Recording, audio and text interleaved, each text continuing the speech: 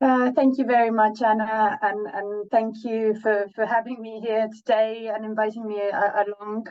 Um, it's great to follow Stephanie. I mean, on one hand, it's quite daunting because the presentation was so amazing, but also thank you, Stephanie, for doing a lot of my work as well. Which will allow me to keep things a lot shorter because, of course, some aspects where I touched upon, such as food environments and the reference to food safety legislation in the EU and how that has worked and we can learn from that. Yeah, next slide, please. So actually, before jumping into the presentation and looking at the role the EU can play in fostering more sustainable consumption, this is a bit of an overview of the EEB, the European Environmental Bureau. For those of you who don't know us, we are the largest network of environmental civil society organizations in Europe. Actually, I'm sorry about that. The numbers there are not up to date because we have since grown to more members.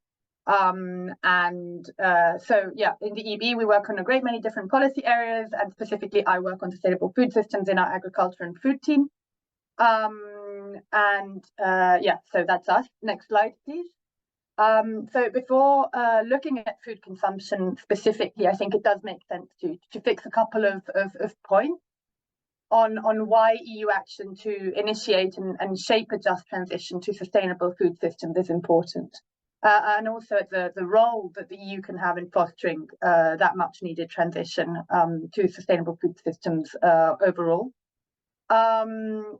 So the EU has a key role to play in this transition in two centres mainly, which is setting the direction of travel for EU food systems in the coming years. So which are our targets and objectives for the food systems? What kind of food system, how do we define sustainable food and a sustainable food systems? And then following up on that, of course, in developing the policies and regulatory tools that are needed to initiate that just transition and accompany it and shape it. So how do we achieve those targets and objectives? And this is actually what we saw in our exchanges with the Commission as it was drafting the framework for sustainable food systems, which should have been or will be, that's a question mark, but I'll delve into that later on, the legislative backbone of the farm to fork. And that in various presentations that the Commission gave to us when illustrating what their intentions were for the structure of that law, they referred to the inclusion of general principles and overarching objectives. Now, because of the legislative role that the European Union has for its member states and the nature of the Union itself, the high-level political principles and objectives set at the EU level are particularly important. So those big sort of high-level elements that, you know, when you're looking at legislative tools from the outside, as a citizen, you often think, oh, yes, well, that's sort of vague stuff over there. But it's really important when it's set at the EU level because it guides the action of an extremely diversified reality. And the EU is an extremely diversified combination of national, regional, and local realities, of course. And that in few areas is that as palpable as it is for our food systems. And those differentiated and diversified realities sort of intrinsically require differentiated approaches. And member states are the best suited to design those. And that is particularly the case with consumption side policy. And we'll see that in a minute. At the same time, the EU food system is defined by cross-border issues, relations, mutual influences, and has reached an astounding degree of integration, even within an extremely interconnected, globalized food system. So the EU, therefore, is really uniquely placed to set those overarching priorities and general direction of travel for the Union overall. And it is key that it does that because of this sort of double nature of food systems in a way. So improving policy coherence and setting an overarching legislative framework to guide the transition of EU food systems to sustainability was actually the core objective of the farm to fork strategy, is the core objective of the farm to fork strategy. which outlined the path the EU should take in terms of legislation and policy in order to initiate a transition to sustainability across the food system. Next slide, please. So I'm not going to dwell on this because we're all well aware, and also Stephanie has dived into it, I think, so well. There's really no need for me to go into it. But the additional, I'd say, aspect that I'd like to consider now, slightly beyond why it's so important to make our food system sustainable, both because of the effects it has on our climate and biodiversity, and because in turn of how it's threatened by those twin crises of climate change and biodiversity, is the legislative context that sort of justifies action at the EU level in this sense. And again, this has been referred to already, but right now, food-related policy at EU level is extremely fragmented, and the lack of policy coherence has clearly been identified. And by this, I mean there is scientific consensus on the fact that fragmented policy is hindering a transition to sustainability across the food system. And I think, Anna, you made a very good point in the sort of layover in the Q&A about the importance of making that known and the benefits known at different levels of policy. And the starting point has to be, this is scientifically recognized as the way to go. and I think with food systems, it's often also very, very evident. It's on one hand, and I think this in my line of work, like it comes out a lot, the difficulty for people that have worked for decades on one sector of the food system to adopt a food systems approach and food system thinking.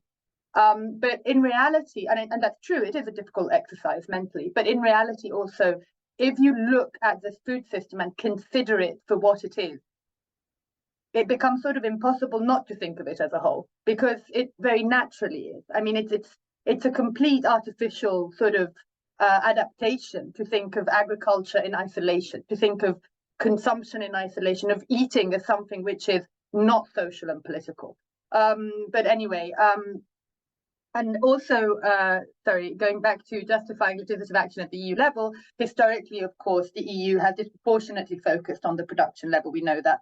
And what that has looked like, because of historical and political reasons, has meant that to a large extent, working on food in the EU has meant working on production, and how that's been done has meant that working on food in the EU has meant worrying about food availability, and increasing production and increasing the means of production and the inputs to ensure that maximize production. And that has come back with vengeance in the last few years in the context of the pushback against ambition in sustainability objectives in EU policy. But again, I'll close on this, so I won't get depressing too early on. But as we can see also from the lessons to be learned from the EU policy legislative history on food are not only sort of in terms of what not to do, but there are also some important lessons from more recent food-related policy, and that's specifically in the last couple of decades for the EU food safety policy. And some important lessons to be learned is that the General Food Law, which is a framework in which sort of encompassing all of the food safety and framing, EU food safety policy, is precisely that. It is a framework. So we've got an example of a time in which the EU has acted to frame all policy at the EU and member state level related to that particular topic. And so that shows us the role the EU can have. It shows us it can work. And then in more sort of terms of governance, we also know that the General Food Law established EFSA, an agency which has since grown. It has become a node of political power and decision-making and influence And so that opens the perspective for a role of the EU on food system transitions. It also opens up a series of possibilities to overcome the resistance and structural resistance that we see to a transition to sustainable food system. And that does not only come from vested interest in status quo, so obviously we're thinking big agribusiness and so on. It also comes from the path-dependent governance that that characterizes EU, the Commission structure working on food, and that's obviously I'm thinking in terms of DG Agri and the massive influence it has on these policies. So then why the farm to fork, and why is it a promising roadmap for the EU? And the reason, in our opinion, is first of all in light of its framing. It holds the promise of being a real game changer. Next slide, please. And that is if it's implemented to its full potential. So considering, what I've just mentioned, in terms of what the policy state and policy and lessons learned are at the EU level, and why they support EU action in this sense. Can EU action really make a difference? And the answer to that, in our opinion, is if it works on restructuring the system, if it moves away from short-term, ad hoc, targeted interventions that bring little benefits for few people for a short amount of time, and actually considers the whole of the food system, and restructures it in a way. And actually the farm to fork strategy, which I'm sure you all know, ensued from the Green Deal, and at this point was published nearly 4 years ago, is a great opportunity, because it's the first time in which the EU clearly stated the intention of taking an integrated food systems approach in EU food-related policy making. And that in itself allows for improved policy coherence, better policy making, as different actors and sectors are considered and involved, also in light of their connections to the other actors and sectors in the food system. And the element within the strategy that's most representative of this approach is, of course, the framework for sustainable food systems. So an actual law looking at the whole food system, at least in theory. But anyway, let's now zoom in specifically on the consumption side. And again, that's the farm to fork shows its promise, because historically, let's say to that historical concentration and focus on the production side, that's been twinned in the EU with a sort of reverence or inaptitude or reluctance to work on consumption side policy, and that has very much remained the remit of member states, and working on consumption is actually a key implication of an integrated food systems approach. It also offers great opportunities in terms of the interplay between EU and member states. That's possibly the aspect on which it's more important to work concretely in order to build an EU work on consumption. It's very important that we sort of also frame the context for consumption before thinking about which policies and legislative actions are sort of most important if we want to weave this level into our efforts to achieve a sustainable food system. Next slide, please. And again, Stephanie has done some of my work for me already, so thank you very much. But indeed, when we think of the role that EU policy could have in making our consumption more sustainable, we really have to think about what do we mean by consumption? What shapes consumption? Because if we don't ask these questions early on, then we would develop policy intervention based on either unscientific data or unreliable concepts of how this works and so on. And so, indeed, First of all, food environment. This is well established, again, consensus in social sciences and particularly in sociology and social psychology that indicate very clearly humans do not make decisions based on the best available information. They're influenced by the complex interplay of different personal, social, cultural, economic, environmental factors.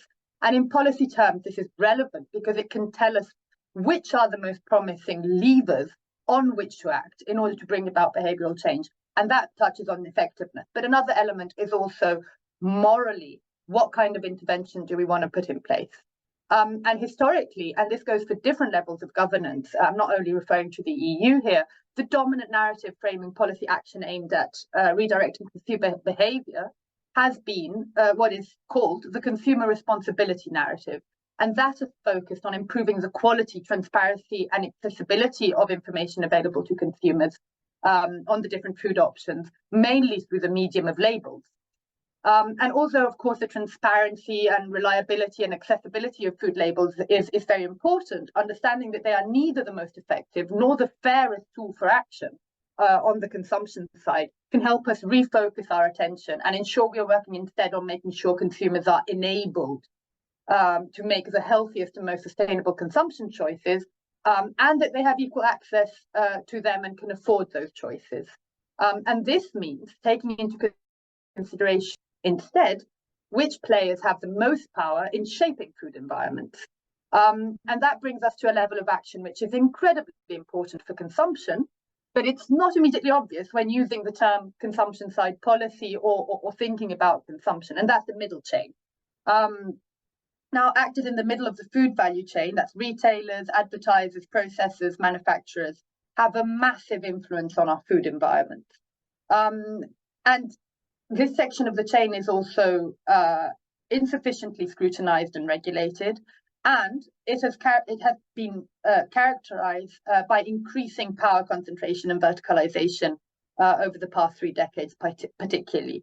And that now results in a very few players with enormous powers translating the signals between the production and the consumption levels.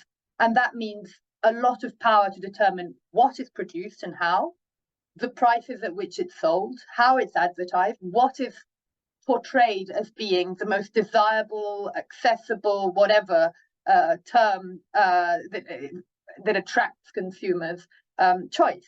And in many cases, actually, big corporations control both significant chunks of the production side, as well as the middle chain, de facto limiting fair competition, fair remuneration for farmers, and more on like today's focus, limited, unhealthy, and unsustainable choices for consumers. And on this, the potential of EU action is competency considered very important. The Sustainable Food Systems Framework initiative that I've already referred to could include some clear principle and nudges, but other EU policy initiatives are also very relevant. So we've got the Due Diligence Directive, the Corporate Sustainability Directive, and that, for example, due diligence that could entail heightened retailer responsibility is really an interesting avenue of action for EU that would have massive effects on consumption, mostly without consumers being aware of it.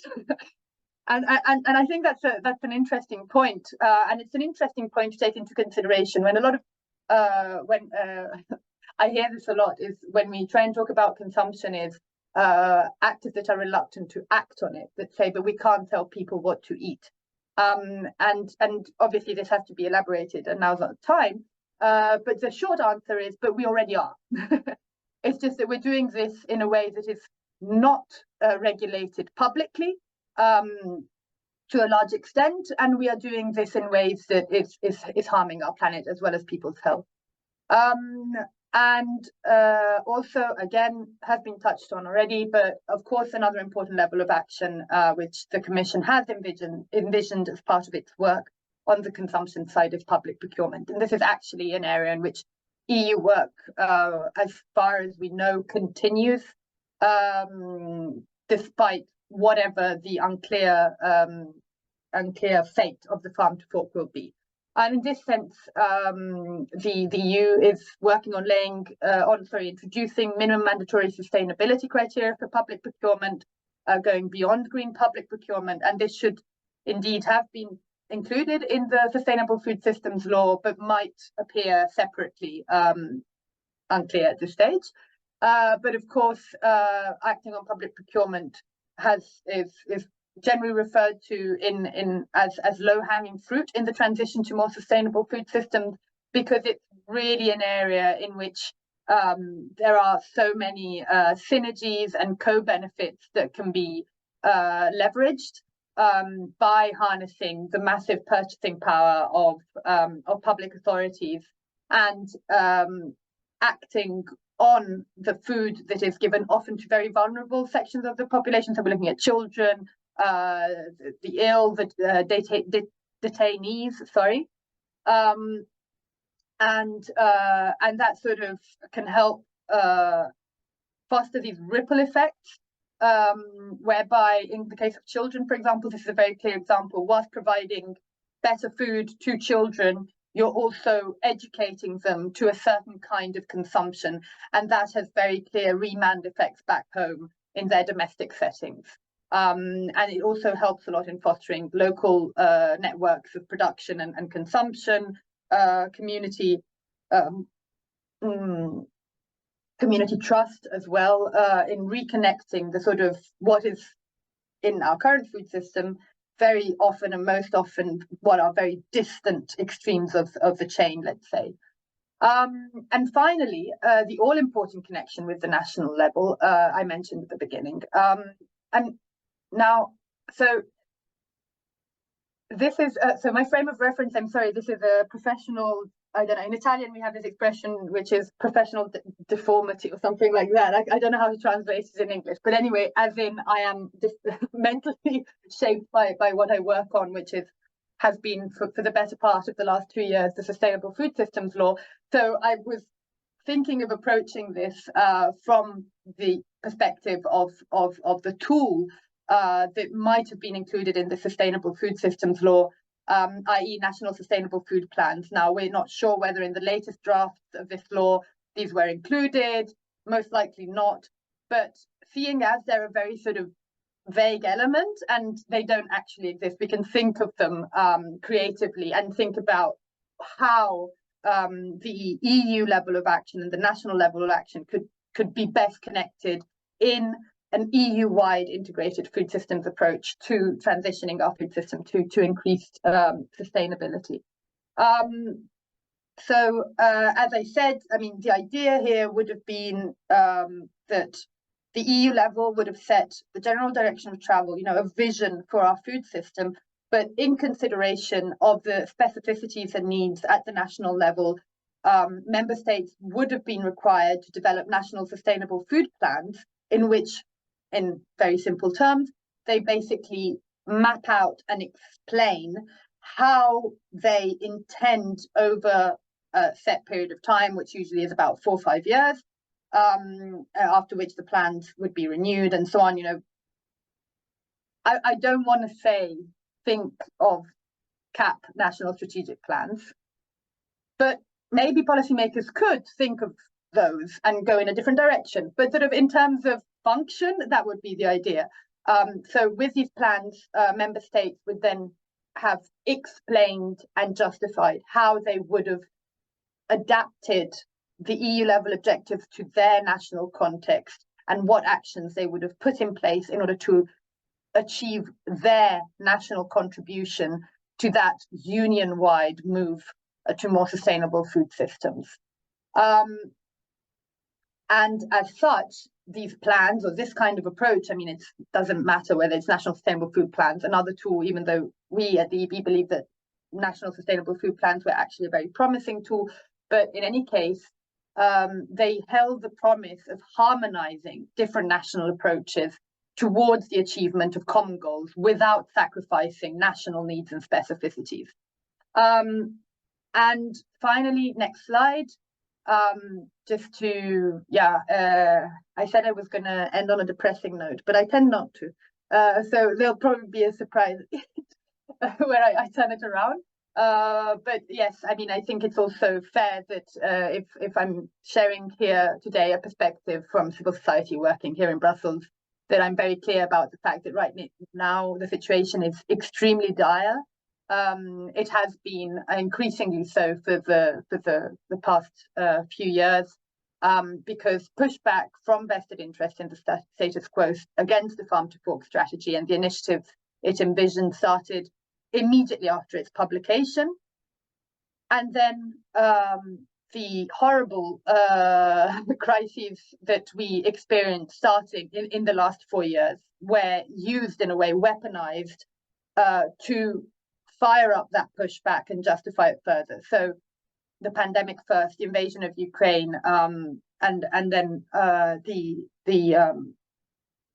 terrifying geopolitical developments that have since taken place, have basically been used to reorient the political debate and discourse on food, because the expression food systems is not used, but to redirect it on a sort of food security scaremongering. So before the Commission came out and sort of very clearly said, no, we don't have the prospect of food shortages in the EU, but this sort of ghost was thrown over Europe. And then we saw again at the end of, no, sorry, not the end of last year, but this spring, the push against the nature restoration law. This was also then propped up by important political groups in the parliament, and specifically the EPP, where we saw a real smear campaign against the Commission's action on preserving nature and biodiversity on social media and so on. Now, this created a very difficult political atmosphere here in Brussels. And what we see is a continued pushback against these pieces of legislation coming out. And the reality of the fact is, in the past month or so, what we've seen is a lack of reference to the Sustainable Food Systems Law, as well as others, in the Commission's work programme for 2024. And effectively, even though we know that within Commission services, there has been a lot of very hard work that has been dedicated to drafting these proposals, and there is a lot of support for them, what we see is that we see a lack of high-level political support to develop them and actually make them come out. And that has also, let's say, happened very much as a sort of consequence in a way of this pushback, but now it also has the extra element of the elections coming up next year, where we see a sort of more reluctance to take big risks and big commitments in a way. Other challenges that relate to ensuring the EU has an important role in shifting food consumption specifically, and the transition to sustainable food systems more generally, is what has been referred to as fortress cap. And that is not only the policy itself, but the governance that goes around it and the actors that are involved in it. And we see these actors and this path-dependent attitude where we see a very, very proactive reluctance to let political power go and open up food-related policy to other actors, other sectors, new policy paths, and so on. And then on member states, we see some reluctance from some member states vis-a-vis the possibility of the EU moving in a sort of remit, which is food consumption, which has historically been theirs. But on the other hand, we see a lot of examples, and one of them is Germany, where we see member states just go ahead and continue and start working on the transition to sustainable food systems because it's a scientifically recognized need for us all, let's say. I've lately been making an effort to sort of simplify the way I say things, but sometimes we feel like we need to justify things, policy action a lot. And what we see is actually some member states is sort of, yes, of course, policy action is complicated sometimes by different interests and resistances, but the reality of the fact is that different EU member states are going ahead, and the EU risks missing a key opportunity to frame that action and make sure it is harmonized. Yes, indeed. So the risk is that one of sort of different policy interventions happening at the national level, and there being a lack of coherence and harmonization between those different actions. But surprise positive note at the end is, I think that in a way, it's the change. The EU has already set out a very promising direction of travel and approach with the farm to fork, and it's crucial that even after this very difficult moment, these delays and this lack of political determination on some parts, the food system transition remains at the top of the political agenda, with a full inclusion of consumption side policy as a key area of action for the transition, and it informs the work of the next Commission. I think that with the combined evidence of member states moving ahead, of food system thinking having broken into a lot of the Commission structure and working, and it being increasingly common, let's say, that to some extent the change will be inevitable and will go ahead. I think that despite this difficult moment, this is a sort of pretty inevitable outcome. And I think that's my last slide, if I'm not mistaken. The next one is my contacts. Yeah, I'll leave it here. I think I may have gone a bit over time. Sorry about that, but thank you very much.